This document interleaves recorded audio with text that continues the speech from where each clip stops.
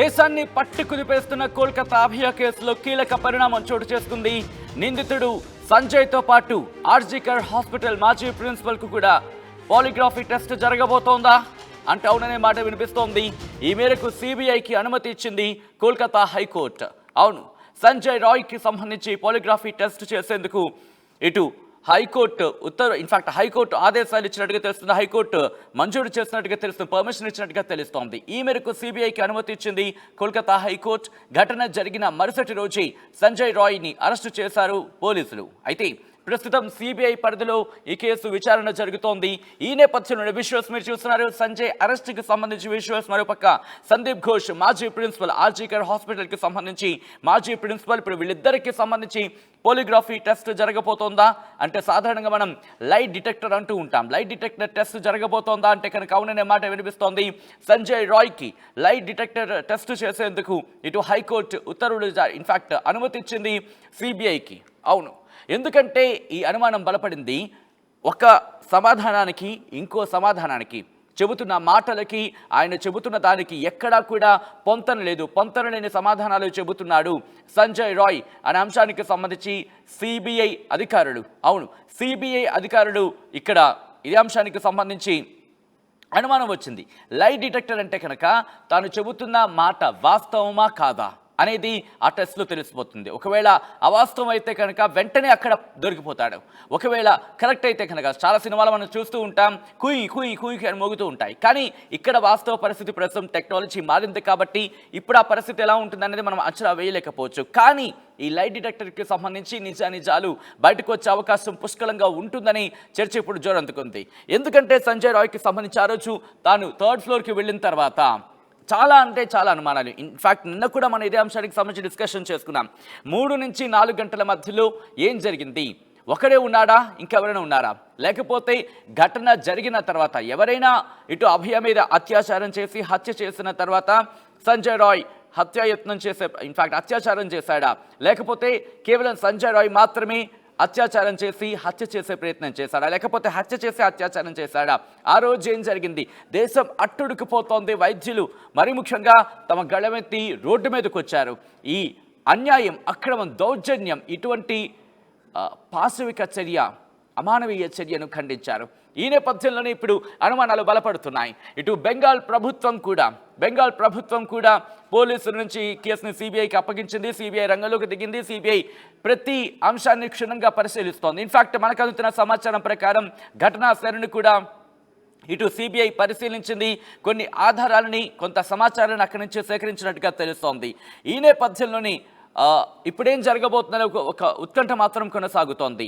ఇక్కడ సందీప్ ఘోష్ మాజీ ప్రిన్సిపల్ ఈయన గత 3 రోజులుగా విచారిస్తూ వస్తోంది సెంట్రల్ బ్యూరో ఆఫ్ ఇన్వెస్టిగేషన్. కానీ ఎక్కడ కూడా సందీప్ ఘోష్ కూడా ఎక్కడ పొంతనలేని సమాధానాలు చెబుతున్నాడు. ఎక్కడ కూడా చెబుతున్న మాటలకి ఆయన చెబుతున్న మరో సందర్భానికి ఎక్కడ పొంతన కుదరటం లేదు అని అనుమానాలు ఇక్కడ సిబిఐకి కలిగిందన్న మాట వినిపిస్తోంది. ఈ నేపథ్యంలోనే ఇటు సందీప్ ఘోష్ మాజీ ప్రిన్సిపల్కి కూడా లైట్ డిటెక్టర్ టెస్ట్ చేయబోతున్నారంటే కనుక దాదాపు అవుననే మాట వినిపిస్తోంది. జాతీయ కథనాలు కూడా ఇదే అంశాన్ని నొక్కి వక్కాణిస్తున్నాయి. ఈ నేపథ్యంలోనే ఇప్పుడు వీళ్ళిద్దరికీ కూడా అవును, ఇటు సంజయ్ రాయ్ అలాగే సందీప్ ఘోష్ వీళ్ళిద్దరికీ కూడా ఇక్కడ మరో అంశం, అంతకన్నా ముందుకు వెళ్ళే ముందు ఇక్కడ మరో అంశం ఏంటంటే ఇటు సందీప్ ఘోష్ మీద కూడా అనుమానాలు వ్యక్తం అవుతున్నాయి. సందీప్ ఘోష్ కూడా ఈ అంశానికి సంబంధించి పాత్ర ఉంది అనే ఆరోపణలు వినిపిస్తున్నాయి.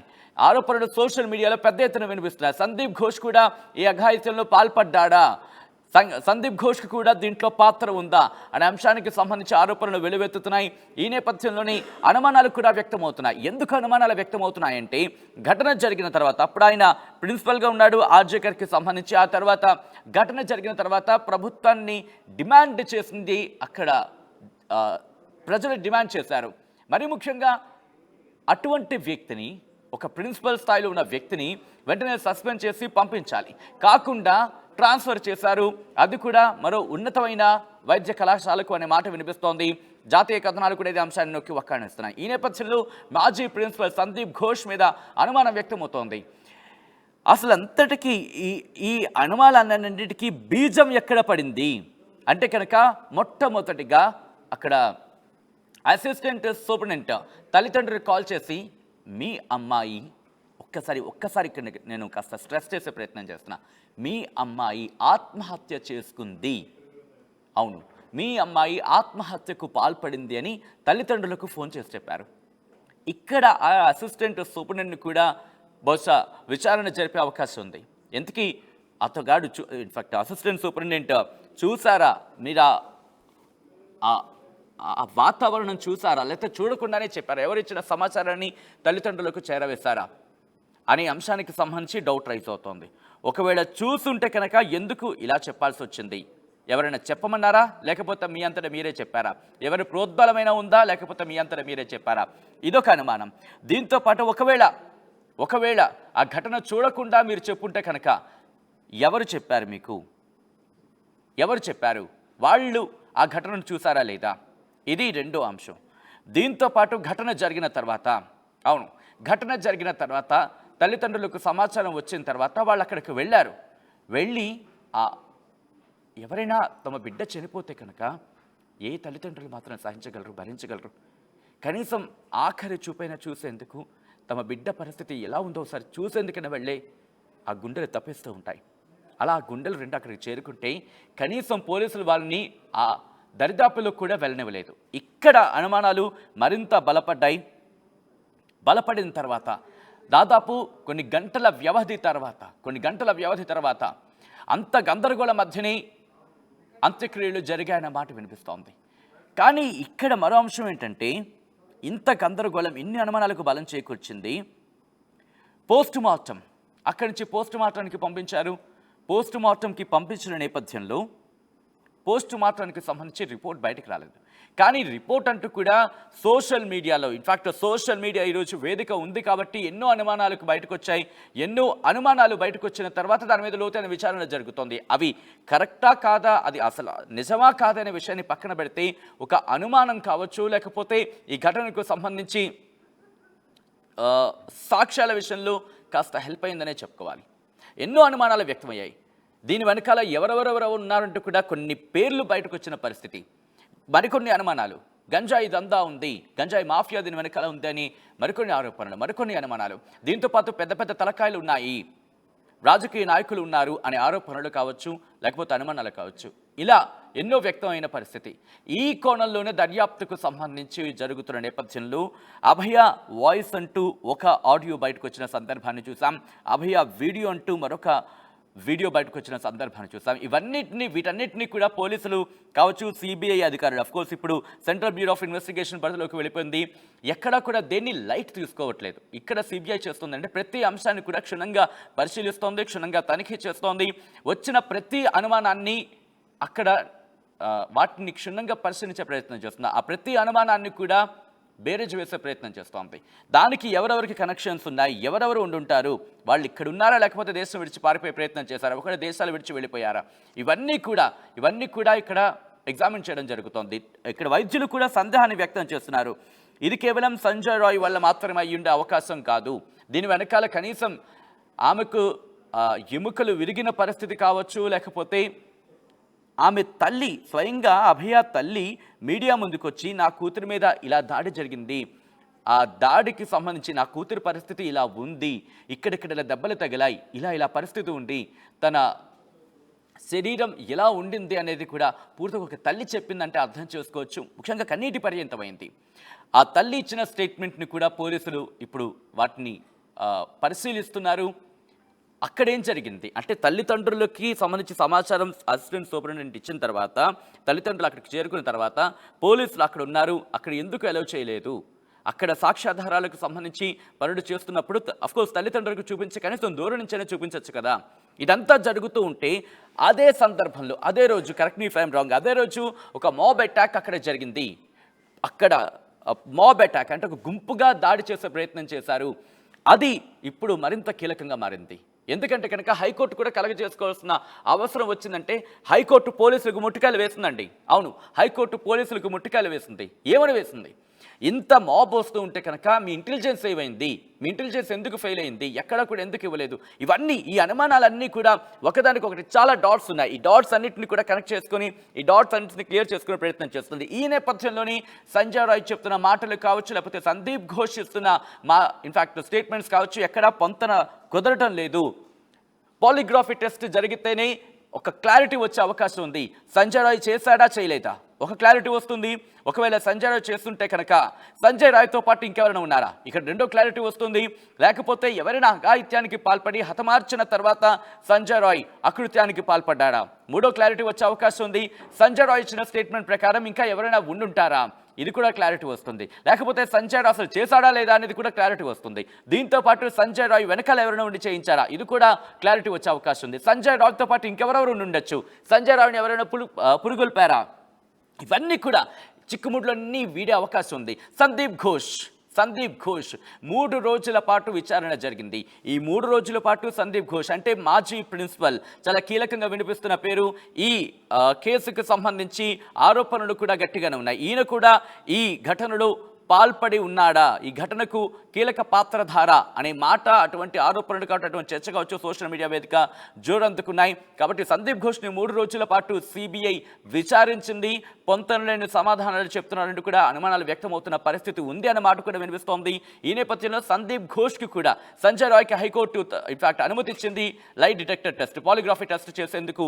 సంజయ్ రాయ్కి లై డిటెక్టర్ టెస్ట్ చేసేందుకు అంటే నిజ నిజాలు నిర్ధారించేందుకు టెస్ట్ చేయడం జరుగుతుంది. ఆ టెస్ట్కి సంబంధించి అనుమతి ఇచ్చింది హైకోర్టు సంజయ్ రాయ్కి. ఇప్పుడు సందీప్ ఘోష్కి కూడా విచారణ చేయబోతుందా, లై డిటెక్టర్ పాలిగ్రఫీ టెస్ట్ చేయబోతోందా అనే ఒక చర్చ కూడా జోరందుకుంది. ఇద్దరికి సంబంధించి ఇన్ఫాక్ట్ సీసీటీవీ ఫుటేజ్ను కూడా పరిశీలించింది, దరిదాపులు ఉన్న సీసీటీవీ ఫుటేజ్ను కూడా పరిశీలించింది. అనుమానాలకు బలం చేకూర్చే విధంగా పోలీసుల వ్యవహార శైలి కూడా ఉండడంతో సిబిఐ ఇప్పుడు ఆ కోణంలో కూడా దర్యాప్తు చేస్తోంది. కీలక పాత్రధారులు ఎవరు, దీంట్లో పోలీసులకు సంబంధించిన పాత్ర ఉందా, ఎవరైనా వెనకాల ఉండి ఇక్కడ సాక్ష్యాలను మాయం చేయించే ప్రయత్నం చేశారా, ప్రతి అనుమానానికి సంబంధించి వాటిని కన్సిడర్ చేసే ప్రయత్నం చేస్తోంది. ఆ కోణంలో కూడా దర్యాప్తు జరుగుతోందనే మాట వినిపిస్తోంది. సిబిఐకి ఇచ్చిన తర్వాత కీలకమైన మలుపులు చోటు చేసుకుంటున్నాయి, కీలకమైన డెసిషన్స్ కావచ్చు, కీలకమైన డెవలప్మెంట్స్ చోటు చేసుకుంటున్నాయని చెప్పుకోవాలి. ముఖ్యంగా హాస్పిటల్కి సంబంధించి ఏవైనా దాచిపెడుతోందా, అవును హాస్పిటల్ ఎటువంటి అంశాన్ని ఎందుకు కొన్ని విషయాలను పూర్తిగా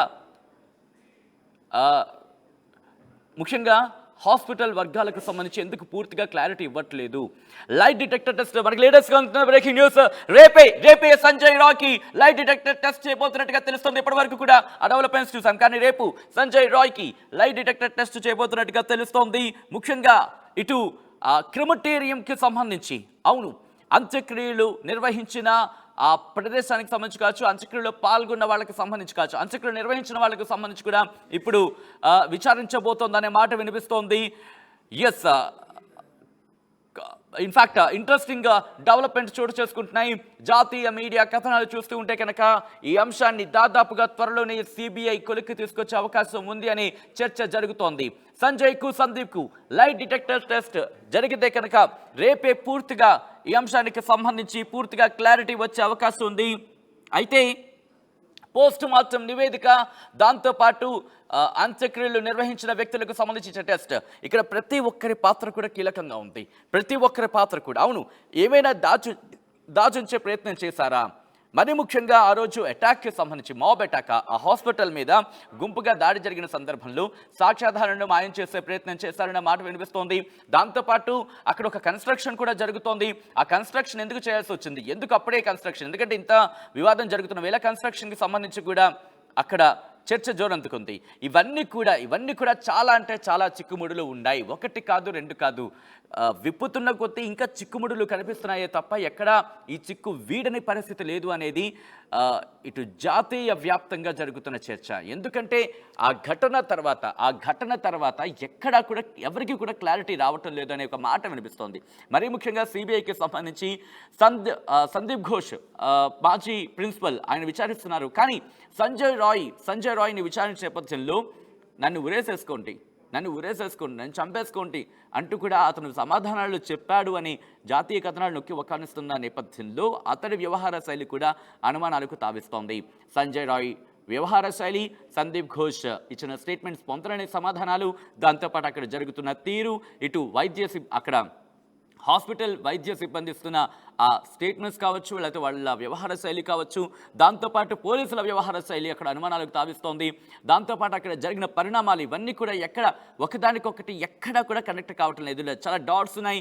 ఈ కనెక్ట్ కానీ డాట్స్కి సంబంధించి క్లారిటీ తీసుకునే ప్రయత్నం చేస్తోంది సెంట్రల్ బ్యూరో ఆఫ్ ఇన్వెస్టిగేషన్. ఈ నేపథ్యంలోని కీలకంగా మారిన సంజయ్ రాయ్, సందీప్ ఘోష్ వీళ్ళిద్దరికీ కూడా లై డిటెక్టర్ టెస్ట్ చేసేందుకు సిద్ధమవుతున్నట్టుగా తెలుస్తుంది. ఇప్పటికే సంజయ్ రాయ్కి సంబంధించి హైకోర్టు పర్మిషన్ ఇచ్చింది.